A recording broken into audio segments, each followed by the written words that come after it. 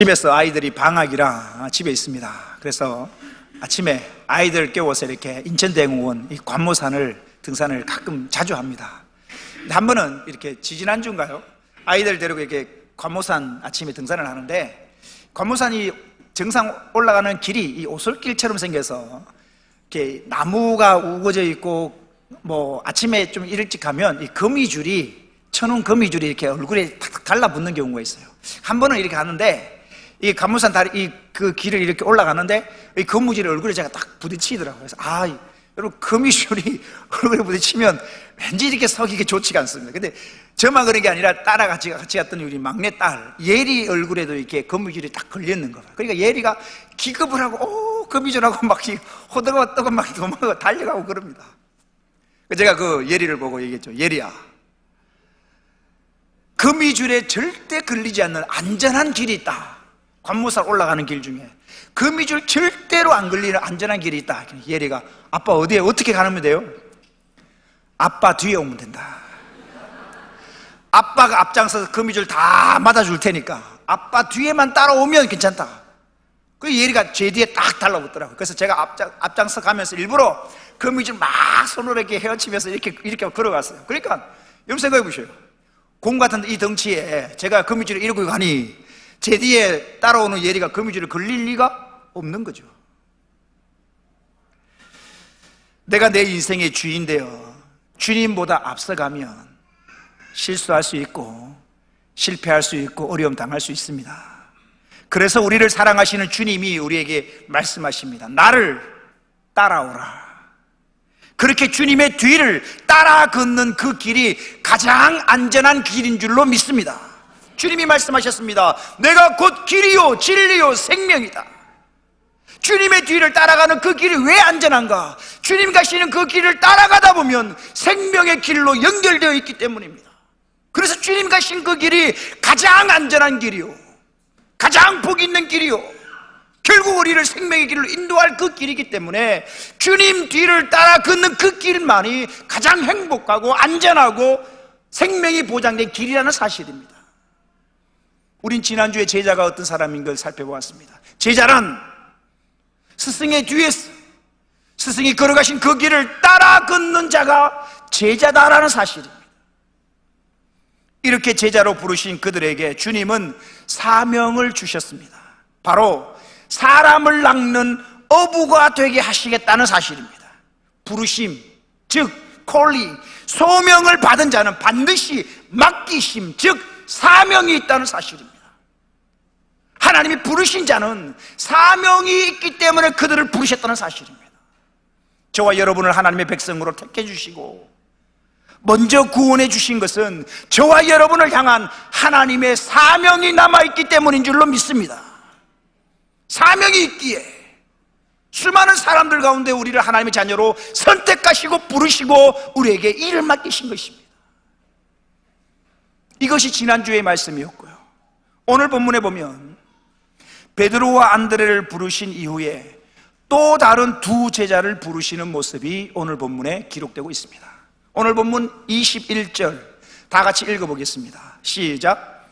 거기서 더 가시다가 두 형제 곧 세베대의 아들 야고보와 그의 형제 요한이 그의 아버지 세베대와 함께 배에서 그물 깁는 것을 보시고 부르시니, 베드로와 안드레가 형제 사이인 것처럼 오늘 본문에 보면 야고보와 요한도 형제 사이다라는 사실입니다. 그런데 지난주 말씀을 여러분 가만히 보시면 베드로와 안드레의 아버지는 소개하고 있지 않는데 반해서 오늘 본문에 보니까 야고보와 요한의 아버지는 세베대이다라고 아버지를 소개하고 있다는 사실입니다. 이것을 통해서 세베대가 갈릴리 지역에서 꽤나 잘 알려진 인물이거나 또는 지역사회에 영향력이 있는 인물이었음을 우리는 알 수가 있습니다. 즉, 이 마태복음이라는 것은 마태가 유대인 그리스도인들을 향하여 쓴 복음서가 마태복음입니다. 그러면 그 당시에 유대인 사회에서 꽤나 이 세베대의 이름을 기록하고 있다는 것은 세베대라는 사람, 여러분 세베대라는 사람을 모르는데 그 사람 이름을 쓸 필요는 없죠. 세베대의 아들이라고 쓰고 있는 거예요. 그 사람이 꽤나 그 지역사회의 유지였고 많은 사람들의 그 이름이 알려져 있기 때문에 그의 이름을 기록하고 있다는 사실입니다. 실제로 세베대는 이곳 지금 이스라엘 지도를 보면 오늘 본문은 우리 지난주 계속 보고 있지만 예수님이 요한이 잡혔음을 들으시고 그죠? 갈릴리로 떠나가셔요. 갈릴리로. 그 갈릴리 지역은 지금 오늘 본문에 기록된 이 갈릴리 지역은 이스라엘 지도를 보면 북쪽에 있습니다. 그 지도의 남쪽에 보면 그 남쪽에 이스라엘의 수도 예루살렘이 있는데요, 세베대는 그 당시에 북쪽 갈릴리에 집이 있었을 뿐만 아니라 수도 예루살렘에도 집을 가지고 있었습니다. 뿐만 아니라 이 세베대는 일을 할 때에 지난주에 베드로와 안드레는 자기들만 일했지만 오늘 본문에 보는 이 야고보와 요한은 품꾼들을 데리고 있을 만큼 집안이 꽤나 부유한 집안이었습니다. 볼까요? 똑같은 내용이 기록되고 있는 마가복음 1장 19절에서 20절에 보면 이렇게 표현되고 있습니다. 조금 더 가시다가 세베대의 아들 야고보와 그 형제 요한을 보시니 그들도 배에 있어 그물을 깁는데 곧 부르시니 그 아버지 세베대를 누구와 함께? 품꾼들과 함께 배에 버려두고 예수를 따라가니라. 이 세베대는 당시에 북쪽 갈릴리뿐만 아니라 수도 예루살렘에도 집이 있을 만큼 또한 품꾼들을 데리고 일할 만큼 부유한 사람이었습니다. 뿐만 아니라 세베대의 아내가 누구냐 하면 이 세베대의 아내도 성경에 기록되고 있는데요, 이 세베대의 아내가 누구냐 하면 예수님을 따랐던 살로메라는 여인이 바로 이 세베대의 아내입니다. 이 살로메는 예수님께서 십자가에 죽으시던 현장을 직접 목격한 여인이고 뿐만 아니라 주님의 부활의 현장을 직접 목격했던 그 여인들 중 한 사람, 몇 되지 않는 주님의 십자가의 현장과 부활의 현장을 동시에 목격한 몇 되지 않는 여인 중 한 사람이 바로 살로메인데 이 살로메가 세베대의 아내입니다. 마태복음 27장 55절에서 56절에 보면 이렇게 기록합니다. 마태복음 27장 이 내용은 어떤 내용이냐면 주님이 십자가에 달리실 때의 모습이 기록되고 있습니다. 주님이 십자가에 달리실 때 모든 제자 한 사람 요한을 빼고 다른 제는 다 도망가고 없는데 그 상황 속에서 주님의 십자가 밑에 끝까지 지키고 있었던 사람이 누군가? 여인들이었습니다. 볼까요? 27장 55절 예수를 섬기며 갈릴리에서부터 따라온, 여러분 갈릴리는 이스라엘 북쪽인데 어디까지 따라온 거예요? 예루살렘. 굉장히 먼 북쪽에서 남쪽 수도 예루살렘까지 따라온 겁니다. 갈릴리에서부터 따라온 많은 여자가 거기에 있어, 십자가 밑이라는 거죠. 거기 있어 멀리서 바라보고 있으니, 자 56절 보십시오. 그 중에는 막달라 마리아와 또 야고보와 요셉의 어머니 마리아와 또 세베대의 아들들의 어머니도 있더라. 세베대의 아들들의 어머니라는 것은 세베대의 아내다라는 이야기입니다. 마태복음에서는 세베대의 아들들의 어머니라고 해서 이름이 기록되지 않는데 똑같은 내용이 기록되고 있는 마가복음에 보면 이 세베대의 아내의 이름이 기록되고 있습니다. 마가복음 15장 40절입니다. 똑같은 내용을 이렇게 표현합니다.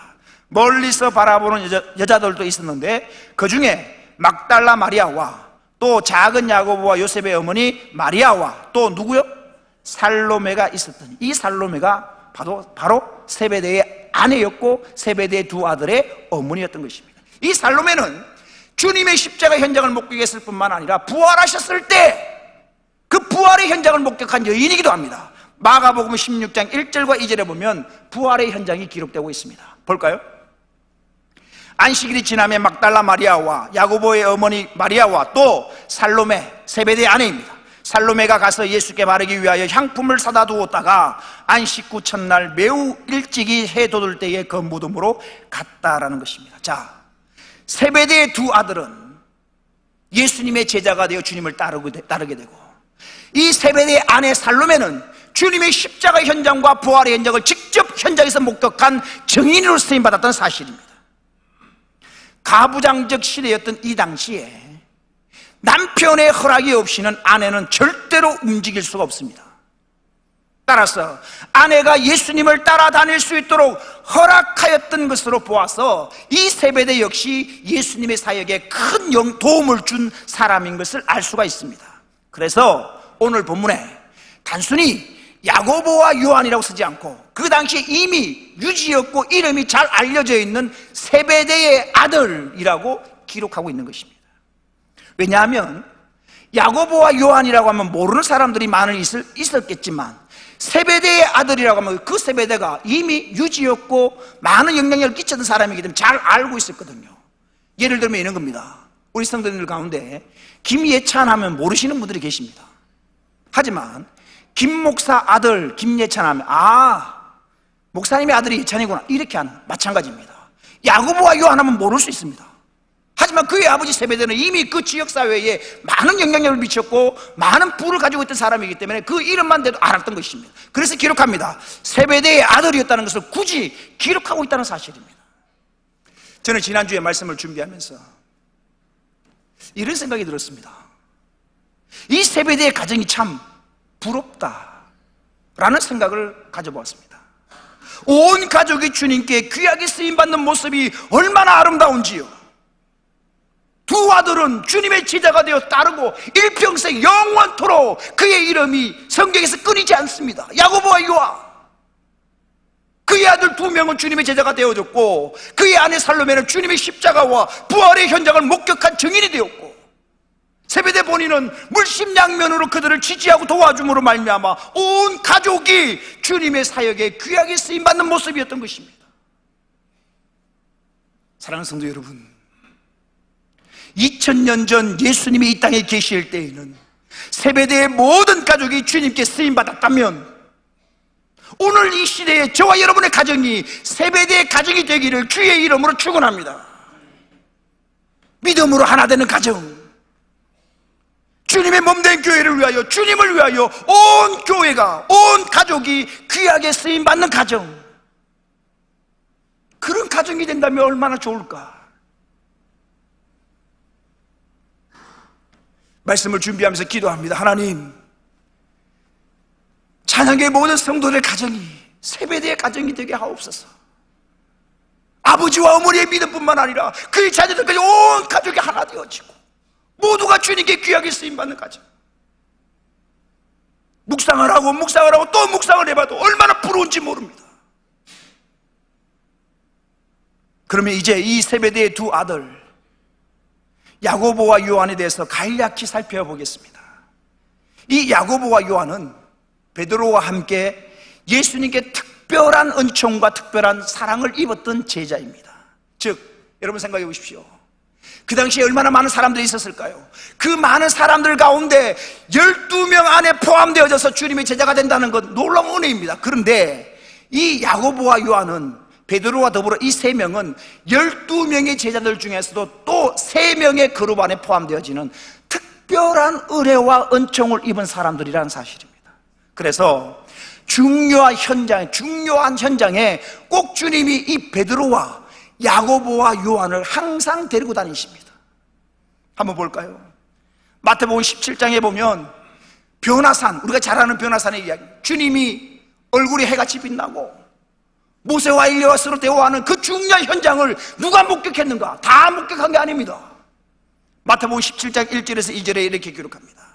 엿새 후에 예수께서 베드로와 야고보와 그의 형제 요한, 이 야고보와 요한, 오늘 본문의 야고보와 요한입니다. 베드로와 야고보와 요한을 따로 데리시고 따로 높은 산에 올라가셨더니 그들 앞에서, 그 3명의 제자들 앞에서 변형되사 그 얼굴이 해같이 빛나며 옷이 빛과 같이 휘어졌더라. 변화산에서 주님이 변화되는 이 모습을 모든 제자가 다 본 게 아닙니다. 겨우 3명, 베드로와 야고보와 요한, 이 3명만이 직접 목격하게 되는 은혜를 입게 됩니다. 또한 회당장 야이로의 딸이 죽게 됩니다. 회당장 야이로의 딸이 죽었을 때에 이 딸을 살리실 때 주님이 누구를 데리고 가는가? 이 3명을 데리고 가. 사도행전 12장 1절에서 2절 말씀 보십시오. 그때 헤롯 왕이 손을 들어 교회 중에서 몇 사람을 해하려 하여 요한의 형제 야고보를 칼로 죽이니 12명의 제자 중에서 첫 순교자로 이 야고보가 쓰임을 받는 것이죠. 그리고 이 야고보의 동생이 누구냐? 오늘 본문에 나오는 요한인데요, 이 요한은 예수님의 품에 기대어 누울 정도로 예수님께 큰 사랑을 받았던 자가 바로 이 요한입니다. 여러분, 우리 여성 누님들은 그럴 수 없습니다만, 저랑 친하다고 해서, 우리 남자 성도님들 중에서 저랑 친하다고 해서 목사님하고 막 이렇게 허그하고 막 기대고 이러시는 분은 없습니다. 우리 문화가 그러기도 하겠지만 이렇게 안고 목사님하고 막 기대고 이런 사람이 없어요. 여러분, 이 당시에, 예수님 당시에 이 요한은 예수님의 품에 기대입니다.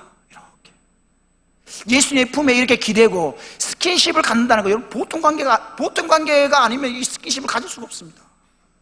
요한은 주님의 품에 기댈 정도로 주님과 굉장히 애착 관계가 깊었던 사람입니다. 요한복음 13장 23절에 이렇게 기록합니다. 예수의 제자 중 하나, 요한을 말하는 겁니다. 예수의 제자 중 하나, 곧 그가 사랑하시는 자가, 요한인데요, 예수의 품에 의지하여 누웠는지라. 이 요한은 예수님이 십자가에 달리실 때요, 다른 제자들은 다 도망가고 없을 때 이 요한이 십자가 밑에 끝까지 남아서 주님이 십자가에 돌아가시는 그 모습, 그 현장을 끝까지 목격했던 유일한 제자가 바로 이 요한입니다. 그래서 주님이 십자가에서 달리셔서 십자가 위에서 육신의 어머니 마리아와 이 요한을 바라보면서 이렇게 말씀을 하십니다. 요한복음 19장 26절 이하입니다. 예수께서 자기의 어머니와 예수님 십자가에 달리셨을 때 그 십자가 위에서 하시는 말씀입니다. 예수께서 자기의 어머니와 사랑하시는 제자, 누굽니까? 요한입니다. 요한. 사랑하시는 제자가 곁에 서 있는 것을 보시고 자기 어머니께 말씀하시되 여자여 보소서 아들이니이다 하시고, 또 그 제자에게, 누굽니까? 요한입니다. 그 요한, 그 제자에게 이르시되 보라 네 어머니다 하신대, 그때부터 그 제자가, 요한이 자기 집에 예수님의 어머니 마리아를 모셨다라는 것입니다. 여러분, 예수님의 12제자들은 다 순교를 당합니다. 일찍 죽습니다. 오늘 아까 봤지만 야고보는 칼에 목을 베어 죽고요, 다른 제자는 화형을 당하고 사지가 찢겨 죽고, 젊어서 이 12명의 제자는 모두 다 순교를 당합니다. 그런데 이 요한만큼은 오래 100살 가까이 삽니다. 이 요한만큼 이렇게 오래 살았던 이유가, 신학자들은 그렇게 이야기를 합니다. 요한이 누구를 모시고 있었습니까? 예수님의 육신의 어머니 마리아를 모셨기 때문에 일찍 죽을 수가 없는, 복양해야 되기 때문에 일찍 죽을 수가 없는 거죠. 그래서 그가 오래 살았다는 것이죠. 다시 한번 우리 오늘 본문 21절을 볼까요? 21절 같이 한번 읽어보겠습니다. 시작. 거기서 더 가시다가 다른 두 형제 곧 세베대의 아들 야고보와 그의 형제 요한이 그의 아버지 세베대와 함께 배에서 그물 깁는 것을 보시고 부르시니, 예수님께서 제자들을 부르시는 모습을 통해서 우리가 한 가지 발견할 수 있는 것이 있습니다. 지난주에 예수님께서 베드로와 그의 형제를 부르실 때에도 어부로서 그들이 바다에서 그물 던지고 있을 때 그들을 부르셨습니다. 우리가 지난주 마태복음 4장 18절 이하를 보시면 우리가 외웠던 말씀인데 다시 한번 보십시오. 갈릴리 해변에 다니시다가 두 형제 곧 베드로라는 시몬과 그 형제 안드레가 바다에 하는 것을, 바다에 그물 던지는 것을 보시니 그들은 어부라. 그들이 바다에 그물 던지고 있을 때 주님이 뭐라고 말씀하시죠? 19절에 보니까 나를 따라오라, 내가 너희를 사람을 낚는 어부가 되게 하리라 하시니 그들이 곧 그물을 버려두고 예수를 따르니라. 베드로가 안드레가 주님의 부르심 받을 때 그들은 어부로서 바다에서 일하고 있을 때 주님이 부르셨습니다. 오늘 본문도 마찬가지입니다. 역시나 어부였던 야고보와 요한이 배에서 일하고 있을 그때에 그들을 제자로 부르셨다는 사실입니다. 주님의 제자들 중에 세리가 있는데, 마태인데, 이 마태가 세관에서 일하고 있을 그때에 주님 찾아가셨고 일하고 있는 그 현장에서 그들을 부르셨다는 사실입니다. 사랑하는 성도 여러분, 성경 어디에도 주어진 일을 내팽개치고 빈둥빈둥하는 사람을 하나님이 부르셨다는 기록은 성경 그 어디에도 없습니다. 민수기 12장 7절에 보면 모세에 대해서 이렇게 기록하고 있습니다. 보십시오. 내 종 모세와는 그렇지 아니하니 그는 내 온 집에 뭐하다? 충성함이니라. 하나님이 말씀하십니다. 내 종 모세는 내 집에 충성하다. 모세만 충성했을까요? 아브라함에 대한 기록이 느헤미야에 기록되고 있는데 느헤미야 9장 7절과 8절에 보면 이렇게 기록합니다. 주는 하나님 여호와시라. 옛적에 아브라함을 택하시고 갈대아 우르에서 인도하여 내시고 아브라함이라는 이름을 주시고 8절을 보십시오. 그의 마음이, 아브라함의 마음이 주 앞에서 어떻게? 충성됨을 보시고 그와 더불어 언약을 세우사. 구약의 대표적인 인물이라고 하면 모세, 하나님께 충성했던 사람입니다. 믿음의 조상이라는 아브라함, 하나님께 충성했던 사람입니다. 사랑하는 성도 여러분, 가정에 있어든 직장에 있어든 교회에 있어든 여러분에게 주어진 일들이 있을 것입니다. 그 주어진 일을 하나님이 맡기신 사명인 줄로 알고 충성되이 감당하시는 저와 여러분 되시기를 주의 이름으로 축원합니다. 주님의 부르심을 받은 야고보와 요한의 반응이 오늘 본문 22절에 기록되고 있습니다. 본문 22절을 보십시오. 그들이, 야고보와 요한이 곧 배와 아버지를 버려두고 예수를 따르니라.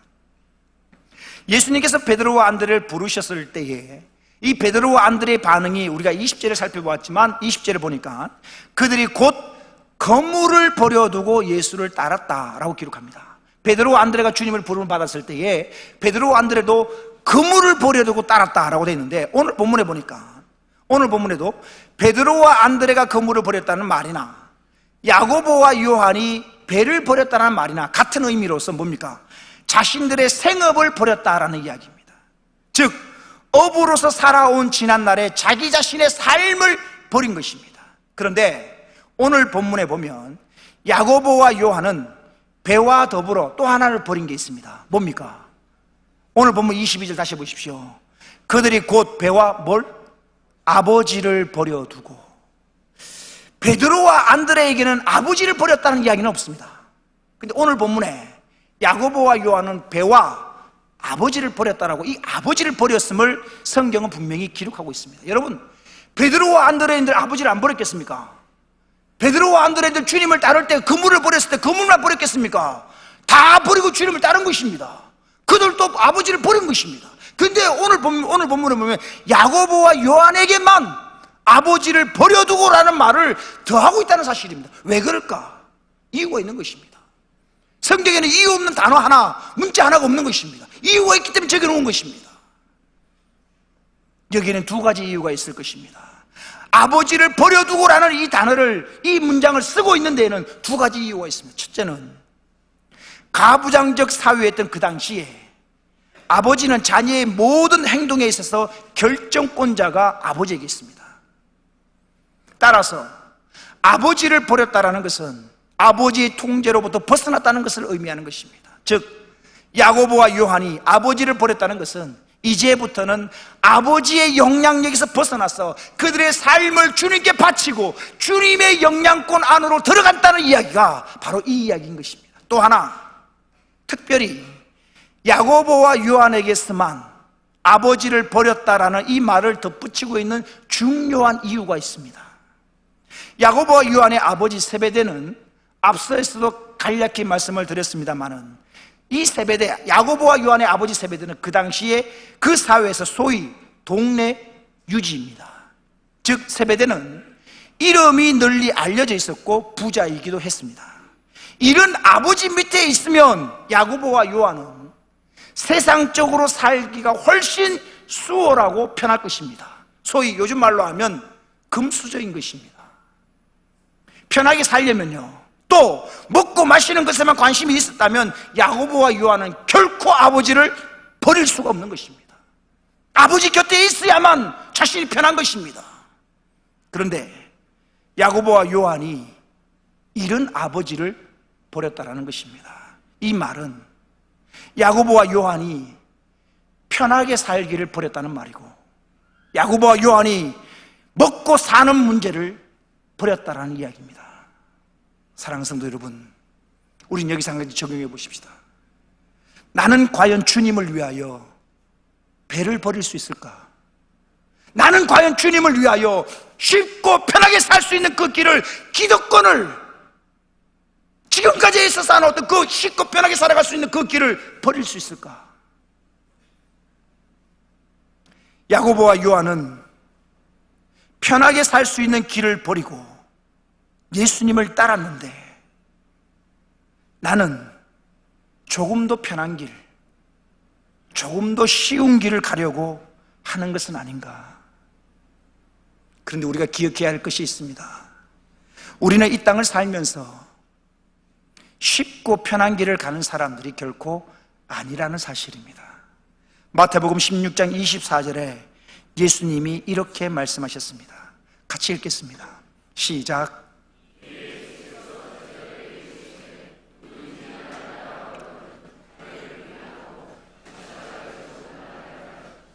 주님이 말씀하십니다. 누구든지 나를 따라오려거든 자기를 부인하고, 여러분 자기를 부인하는 게 뭐겠습니까? 쉽고 편하게 살아갈 수 있는 기득권을 버리는 것입니다. 내 지식, 내 경험, 내가 지금까지 쌓아놓은 거, 누구든지 나를 따라오려거든 자기를 부인하고 자기 십자가를 지고 나를 따를 것이니라. 22절을 통해, 오늘 본문 22절을 통해 또 하나 발견할 수 있는 메시지가 있습니다. 본문 22절을 다시 한번 보십시오. 주님의 부르심에 오늘 본문 22절은 이렇게 기록합니다. 그들이 곧 배와 아버지를 버려두고 예수를 따르니라. 배와 아버지를 버리고 예수를 따랐다라고 기록합니다.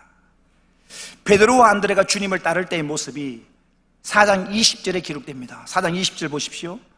그들이, 베드로와 안드레가 곧 거물을 버려두고 예수를 따르니라. 자, 안드레와 야고보와 요한, 배와 아버지를 버려두고 예수를 따랐다.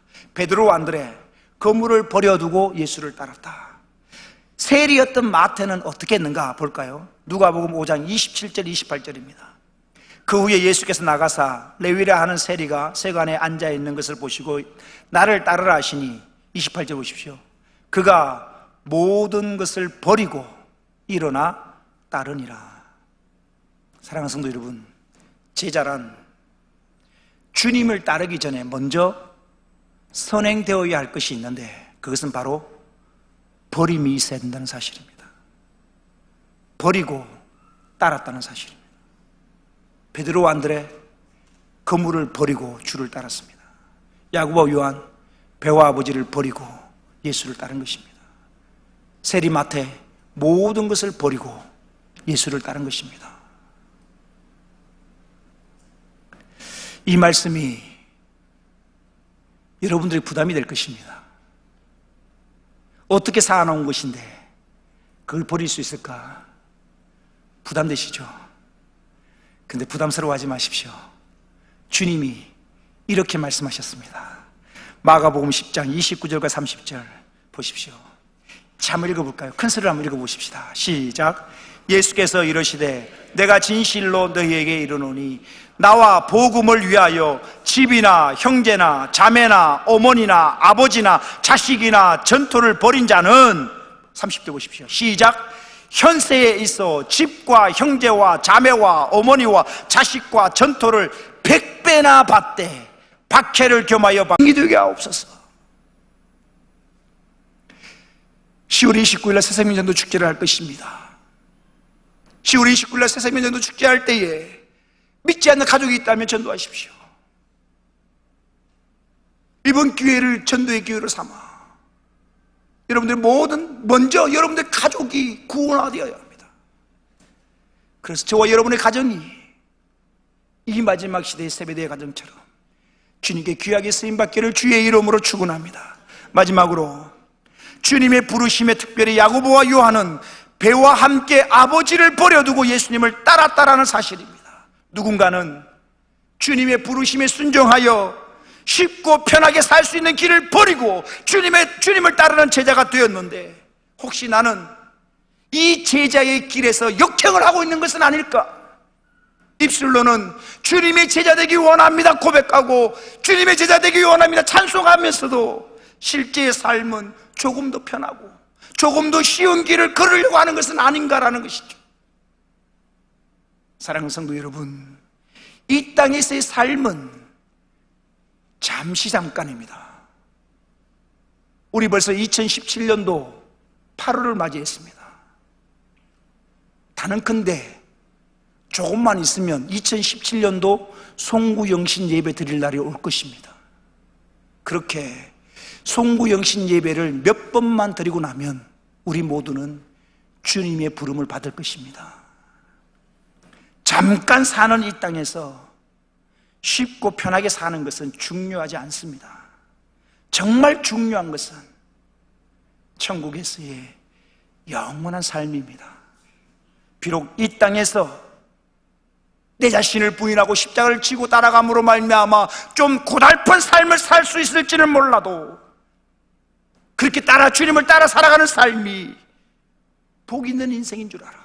천국에서의 삶을 기대하고 주님 부르시는 그날까지 이 믿음의 길, 제자의 삶을 살아가는 저와 여러분 되시기를 주의 이름으로 축원합니다. 기도하겠습니다.